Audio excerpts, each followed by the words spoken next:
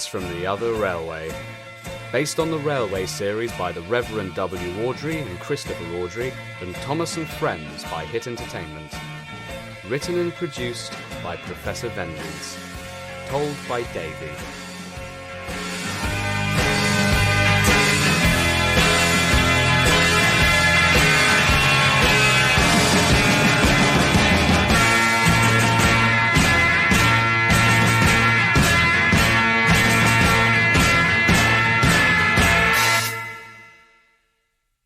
Series 1. Dear friends, I'm sure you are all aware of the island of Sodor, the happy little island just off the coast of England.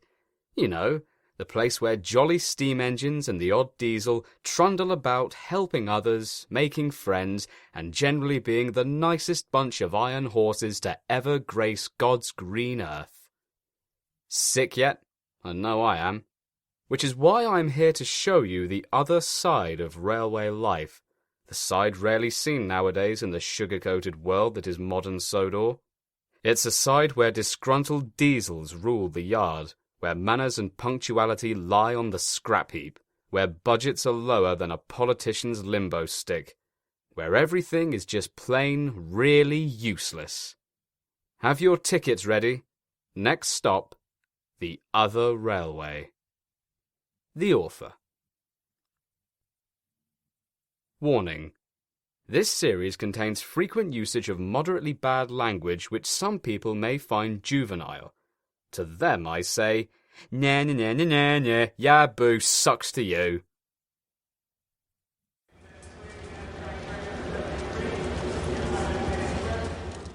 I've got the horn.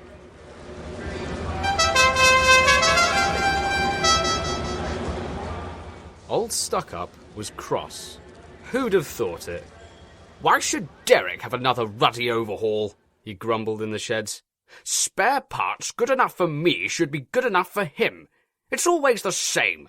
He breaks down at least once a day until his whole system dies on him completely by the end of the month. Then he goes gallivanting off to QuickFit, leaves us to do all his work, and comes back saying how happy he feels, only to start breaking down again. He took numerous deep breaths before continuing. And there's another thing. Derek doesn't toot enough. All disrespectful diesels toot themselves hoarse at stations. It's very wrong, but we just do it. Poor Derek didn't feel happy anymore. In fact, he was so hot with embarrassment, he overheated again. Oh, ignore him, Diesel sneered as workmen rushed over with fire buckets. I, for one, am glad for your timid nature. It makes you easier to ignore. Then it was time for old Stuck-Up's train. Goodbye, Derek, he called as he rolled out. We're glad to have you with us again, but be sure and remember what I said. Toot loudly and long. While you're at it, get a fresh paint job too. And a wash down. You look disgusting. Oh, and get your wheels oiled. That squeaking drives me insane. Some kickstart their day with coffee.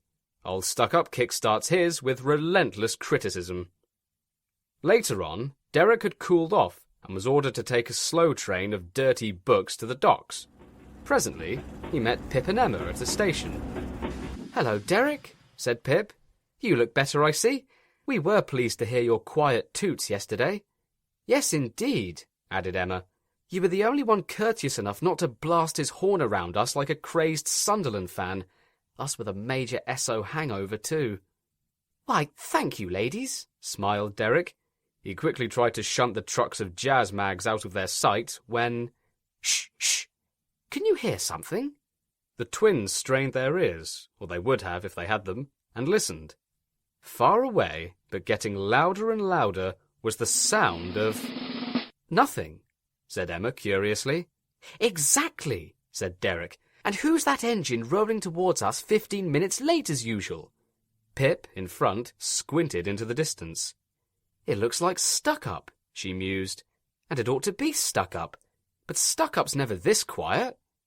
It was Stuck-Up. He was rolling along at a tremendous pace. He didn't look at Derek, and he didn't look at the twins. He whooshed straight through the station in utter silence and disappeared. "Well," said Pip and Emma together. It's very wrong, chuckled Derek, but we just do it. And he explained to them what Stuck-up had said. Let us explain. Like all the diesels on the other railway, old Stuck-up's horn is partly made from old vacuum cleaners. It's called economizing, kids, so Wyatt Front swears by it. Anyway, it seems a particularly tipsy workman had gotten his horn stuck on suck, and Stuck-up didn't realize until he was out on the main line. The worst part was that not only was his horn mute and jammed, it was also sucking up every little sound vibration around it. Meanwhile, old Stuck-up whooshed along the line like a large blue ghost. The silence was awful.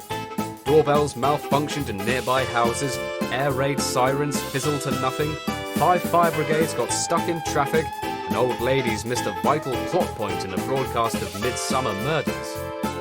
At the big fat station, everyone made rude gestures at him. The thin git made rude gestures too.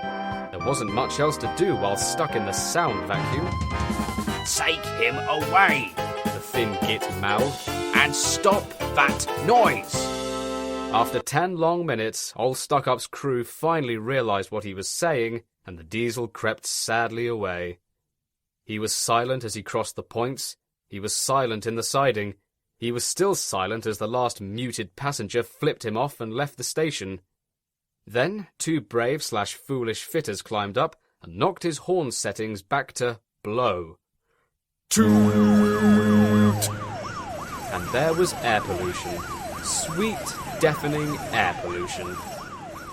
Late that night, old Stuck-up clattered into the shed. He was glad to be a loud annoyance again, but he was even happier that the place was empty. Eventually, though, the others joined him. None could resist sniggering as they arrived.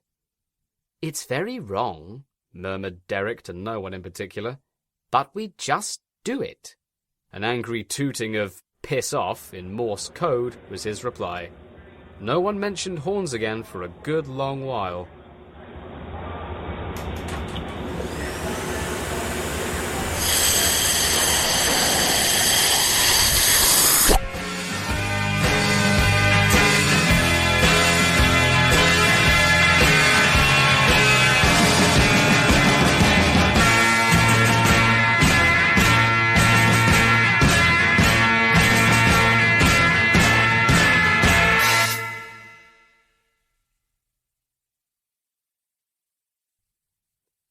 Bugger off.